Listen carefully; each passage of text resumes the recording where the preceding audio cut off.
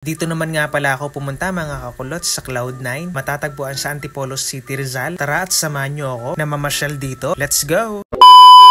Napakaganda nga ng panahon na pumunta kami dito mga kulot sa Antipolo City, Rizal para puntahan ang isa sa napakasikat na pasyalan dito at yun ay ang Cloud9. Tagal ko nang gustong pumunta dito mga kulot. Ngayon lang talaga natuloy. Iba talaga kapag may motor kahit saan mo gustong pumunta makakapunta ka. From Quezon City bumiyahe kami ng papuntang Antipolo. Almost in a half hours yung biyahe namin papunta dito. At alam nyo ba mga kulot, first time kong pumunta dito at napakaganda pala ng lugar na to. Malapit lang pala yun dito sa Maynila at kapag pumunta ka dito mamangha ka sa tanawin. Pero dubli ingat din tayo mga kakulot. Alam niyo naman napakadami mga sasakyan dito sa Maynila. Kapag ka magmumotor kayo, always spray tayo. Gagabayan tayo ni Lord sa ating pagbiyahe. At syempre magsuot din kayo ng complete uniform sa pagdadrive. Kagaya ng helmet, nakapantalon dapat kayo, ganyan. At sumunod tayo sa batas trapiko. Ang Cloud9 nga pala ay matatagpuan sa Barangay Sumulong, Highway Antipolo City, Rizal. Cloud9 ay isa rin sa napakasikat na pasyalan dito sa Antipolo. At talagang dinadayo ng mga tao. Kahit ngayong mga malalayong lugar talagang pumupunta dito kasi napakaganda ng view. Mga gustong pumunta dito, huwag kayo mag-alala kasi may parkingan naman dito at hindi kayo mangangamba kung mawawala yung motor nyo o hindi. Dito din pala mga kulot, pwede ka rin mag-check-in sa mga hotels nila at meron din dito mga kulot na swimming pool at pwede ka rin dito magrenta kapag gusto mo magpakasal. Mapapasana all ka na lang talaga. Perfect venue nga pala ito kapag gusto nyong idaos ang kasal nyo at makikita ang buong Maynila. Grabe mga kulot, pagpasok pa lang namin dito talaga makikita mo napakadaming mga puno at ang presko ng hangin. Ito nga, malapit na tayo sa Cloud9 360 and Resto Bar. Mula parkingan nga pala, maglalakad nga pala kayo pataas at dito pa lang nga sa lugar na to talagang mapapawawa na kasi sobrang daming puno. Malamig nga pala yung klima ng time na to at masarap mag-jogging. Ewan ko nga kung anong pinagagagawa ko dyan. Basta ako ini-enjoy ko lang bawat minuto nang nandito ako sa Cloud9. Medyo mahangos nga mga kulot kung pupunta ka dito kasi pataas yung daan. Tama-tama nga to mga kulot kasi may exercise na makakapasyal ka pa sa magandang tanawin, di ba? Ilang minuto nga pala kami naglakad dito pataas. Narating namin ang Cloud9 at makikita nyo mga kulot dito pa lang sa baba napakaganda na agad ng tanawin at napaka-presko ng hangin. Nawala nga agad yung pagod ko nung pag-akyat ko dito. Kukunti nga pala yung mga namamasyal ngayon dito. Tamang-tama makakapag-picture tayo ng maayos at makakapag-video. Na-curious nga ako mga kulot dahil ang daming tao dito sa part na to. At yun naman pala, kitang-kita ang view magmula dito. Mamamangha ka na lang talaga mga kulot sa ganda ng tanawin. Iba talaga mga kulot ang ligahan ng Panginoon. Napakaganda at natural. Sana hindi dumating ang araw na makalbo ang mga puno na to. Sana panatilihin ng mga tao ang kagandahan nito para in the future ang mga anak nyo, ang mga apo nyo ay madatnan pa kung gaano kaganda ang mga tanawin dito sa Antipolo. Medyo malamig pala ang simoy ng hangin dito mga kakulot kumpara sa Maynila. Kaya perfecto kapag ka nainitan na kayo, pumunta lang kayo dito at lumanghap ng sariwang hangin. Wala na nga patumpik-tumpik pa, pumunta na nga kami sa entrance para umakyat kami doon sa mahabang hangin bridge. Tinitinan ko pa nga lang parang nalulula na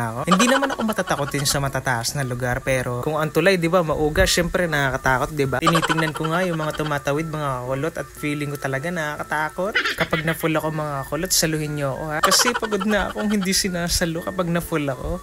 Ay, diwa ka kulot. Pagpunta nga namin dito sa entrance, marami palang tao. Literal talaga dinadayo ang lugar na to. Tinanong ko nga yung kasama ko kung magkano ang entrance dito. At yun na nga mga kulot, 100 pesos per head ang bayad dito. Hindi ko lang alam sa mga bata kung magkano ang bayad mga kulot. Mag-iingat nga pala kayo mga kulot kasi kapag ka may bata kayo, kailangan bantayan nyo ng maayos kasi mataas yung lugar na to. Kaya nakakatakot at doble ingat tayo mga kulot ha. Ito nga mga kulot, magbabayad na tayo ng entrance fee. Ang operation hour nga pala ng Cloud9 ay Monday to Friday, 7 AM to 12 AM. 12 AM, Bisaya ka man dumboy. At ang last order nga pala ay 10:30 PM. Kapag naman Saturday at Sunday, 7 AM hanggang 1 AM. At ang last order ay 11:30 AM. Sa binayaran ko na 100 pesos mga kulot, nandun na yung museum and hanging bridge. At yun lang ang pwede mong puntahan. Mayroon din silang tinatawag mga kulot na dine-in first. Nagkakahalaga ito ng 300 pesos per head. Ito yata yung tinatawag na VIP. Hindi ko sure ha. Kapag pumunta kayo dun, pakitanong na lang kung ano yun.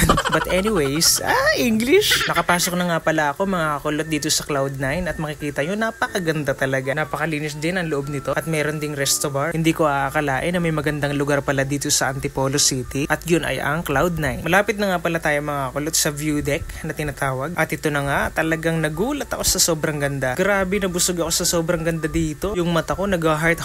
Alam mo niyo yung tipong parang na-inlove ka sa isang tao tapos napawaw ka, wow! Ay COA. Ewan ko sa'yo kakulot. Pero to be honest, sobrang ganda talaga dito at kitang-kita ang buong Maynila. Dito kitang-kita napakadami ng puno at napakalakas ng hangin at napaka-presko. Ang sarap lang hapin. Napaka-perfect nga nito kapag ka nag-i-emote ka dito at sawing palad ka. Pwede mo ditong isigaw na hindi na kita mahal. Ayaw ko na sa'yo. Ayaw ko na sa mundo. Ayaw, ka talaga kakulot. Natawa naman ako dun sa mga pinagsasasabi ko. Pero sa totoo lang talaga mga kulot, sobrang ganda dito. Kitang-kita mo yung maraming building na nagtatayugan. Di mo aakalain na talagang mula dito. Kitang-kita mo kung gaano ka dami ang mga gusaling nakatayo sa Maynila, sa Makati, sa Mandaluyong at iba pa. Napakadami din talagang bahay dito sa Maynila. Talagang tumpok-tumpok, kumpul-kumpul. Ano yung parang bunga. Sa totoo lang talaga, kitang-kita mula dito. At kitang-kita mo rin ang ulap ng syudad. Bakit ganun mga kulot? Parang ang itim. Dahilan ito ng pollution sa hangin, sa mga usok ng pabrika, sa usok ng sasakyan, at marami pang iba. Ay, sana tayong mga tao, alagaan natin ang kalikasan na ibinigay sa atin ng Panginoon. Sana masolusyonan natin ang climate change at sana maisip ng maraming tao na magtanim ng maraming puno para makatulong sa pag-produce ng oxygen. Wow, kakulot. Bakit may paganon? Dito nga pala, kitang-kita nga pala yung mga eroplano na nagliliparan at sa banda roon may makikita kang dagat. Napakasaya naman ang experience na to. Medyo nagtagal nga pala kami dito sa view deck dahil napakaganda talaga. Nakaka-relax, nakakatanggal ng pagod, nakakatanggal ng stress at kahit papano naisip mong wala kang problema. At kapag pumunta kayo dito, isang tabi muna yung problema ninyo at mag-relax, i-enjoy ang nature. Ganun dapat mga kulot. Feeling artista nga pala ako dito. At tingnan nyo naman, di ba?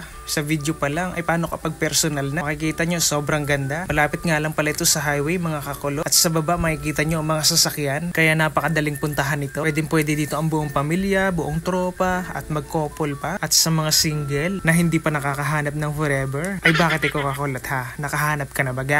Diba? Pagkatapos nga namin doon sa view deck, nagpunta naman kami dito sa museum. Dito nga pala mga kakulot ang daanan kapag pupunta kayo ng Hanging Bridge. Dito sa museum, makikita nyo ang iba't ibang uri ng mga sinaunang kagamitan. Napaka-historical ng kwento nito. At isa ito sa mga hindi makakalimutan mga kagamitan ng mga Pilipino. Sobrang tatanda na nga ng mga artifact na to. Mga 100 years na nakalipas. Yung iba nga panahon pa ng World War at iniingatan nga ng mga namamahala dito. Napaka-fragile nga pala ng mga gamitang ito at talaga nilagay pa sa lagayan. Gusto ko nga basahin yung mga nakasulat dito pero wala na kaming oras. Kaya tinitigan ko na lang at tiningnan. May mga lumang banga dito, mga lumang baril na ginamit noong araw ng digmaan. Tapos may mga lumang palayok din, mga lumang painting. Sari-sari mga kakulot ang nakalagay dito at talaga mag-i-enjoy ka kapag nagpunta ka dito. Tatandaan ko nga mga kakulot na nandun pa ako sa Japan. Nagpunta ako sa museum. Alam niyo yung binomba ng Amerika ang Hiroshima, Japan. Tandaming namatay. Nung pumasok nga ako doon, makikita mo napakadaming mga artifact, mga kagamitan ng mga taong nadamay nung war na yon. At kung titingnan mo, nakakaawa talaga sila. Nakakaawa yung mga sinapit na mga tao noon. Ang ganda nga ng museum na yun kasi nandun lahat, buong detalye. At hanggang ngayon, makikita nyo pa rin yun kapag pumunta kayo sa Japan, sa Hiroshima, Japan. Hindi ko na vlog yun dahil wala pa akong hilig mag-vlog. Kaya naaalala ko na lang kung anong mga nakita ko doon. Pero kapag nakabalik na ako ng Japan, pupuntahan ko talaga yun at gagawan ko ng vlog. Katapos namin sa museum, dito naman kami sa Hanging Bridge. May limitasyon nga pala yung pag-akyat dito mga kakulot. Hindi pwedeng maramihan dahil delikado at baka masira nga ang Hanging Bridge at dahan-dahan tayo sa pag-akyat. Sa pag-akyat nga pala sa Hanging Bridge, parang bawal yata ang 7 years old pababa kung hindi ako nagkakamali. Pero mas maganda tanungin pa rin natin. Ingatan nga pala natin yung mga gamit natin baka mahulog at kumapit tayo magkabila dahil ang Hanging Bridge ay gumagalaw at nagpapagewang-gewang kaya Hanging Bridge nga ang tawag dito. Hay, ano ka nakakulot. Ganyan naman talaga ang Hanging Bridge, magalaw talaga yan. Dahil unang punta natin dito mga kakulot, talaga nangangatog na ang tuhod ko. Alam mo yung pakiramdam na parang mahuhulog ka na. Tapos ang lakas pa ng uga ng tulay. Kaya mas lalo nakakatakot. Nung nasa kalagitnaan na nga ako, lalong mas nakakatakot. Paano ba naman mga kakulot? Tinan nyo naman ang itsura. Dito sa part na to ang pinakamataas. Kaya talagang kakatugin talaga yung tuhod mo kapag mahina ka sa mataas na lugar. Kung meron kang fear of height. Tama ba ako mga kakulot? Sa wakas, nasa dulo na tayo ng tagumpay. Ay di wow kakulot. Sobrang ngiti ko nga dyan at nakalampas na tayo. Ay nako, hindi na mauulit. Joke lang. After nga natin sa Hanging Bridge mga kakulot, ito ang makikita nyong view dito sa taas. Mas maganda at nakakamangha ang view dito. Nagtaka nga ako dito, bakit ang daming padlock na nakalagay dito? May padlock pero walang pintuan.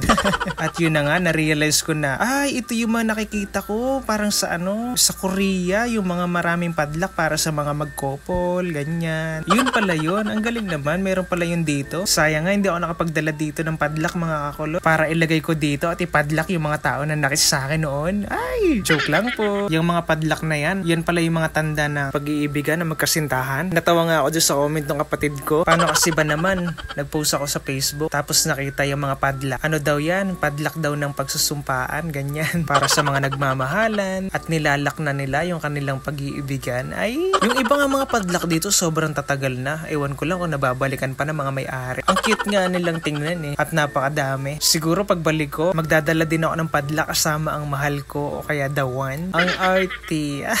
Sa mga gusto pumunta dito, mga kakulot, hindi kayo magsisisi at talagang sulit yung 100 pesos na binayad ninyo. Alam nyo mga kakulot, mas maganda daw dito kapag gabi pumunta dahil maraming ilaw at makikita mo ang mga gusali na punong-puno ng mga ilaw at ang Metro Manila. Siguro sa susunod na pupunta ako dito gabi naman para ma-experience ko naman kung gaano kaganda dito sa gabi. Iniisip ko nga, paano kapag New Year pag nandito ka? Tapos alas 12 ng gabi talagang putukan, mga fireworks display, ganyan. Tapos mga kuitis na nagsisiliparan sa mga himpapawid. Sobrang gandang tingnan nun, for sure. Alam niyo naman mga kulot, di ba iba naman ang bagong taon dito sa Pilipinas. Sobrang saya. Naibibida nga tayo sa ibang bansa dahil sa sobrang saya nating mag-New Year dito. Tapos yung mga banyaga dito nag-New Year at nakikita nila kung gaano aganda ang buong Metro Manila. Sigurado ako may naka-experience na ng New Year dito sa Antipolo, dito sa may Cloud9 at gusto ko ring ma-experience yun. Pagkatapos namin sa taas, bumaba na kami at tingnan kung anong meron dito. Habang bumababa nga ako dito, napakaganda pala ng paligid dito. Parang museum din pala yung style nito. Meron din dito mga painting, mga arts na sa pagkakaalam ko sikat na sikat ito. Sobrang saya talaga ng pagpunta ko dito. Talagang makikita mo yan, yung mga ganyan, yung mga magagandang tanawin na yan. Sinong hindi mahuhumaling, di ba? Pagkababa nga namin, sobrang ganda pa pala dito. May mga decor. Dito pala matatagpuan yung mga room na pwede nyong i-rent. Pwede kayo dito mag-check-in kapag gusto nyong makita yung view. At sigurado ako kapag New Year dito o may mga okasyon kagaya ng Pasko, punong-puno ito. Hindi ko lang alam kung magkano ang rent diyan. Pero sigurado ako medyo pricey. Pero hindi ko rin alam mga kulot. Dito nga pala tayo dadaan kasi tayo patapos na. Napuntahan na natin ang museum, hanging bridge, UDET. Sobrang na-enjoy ko yung view. Maraming salamat Cloud9 at napasaya mo ang araw ko.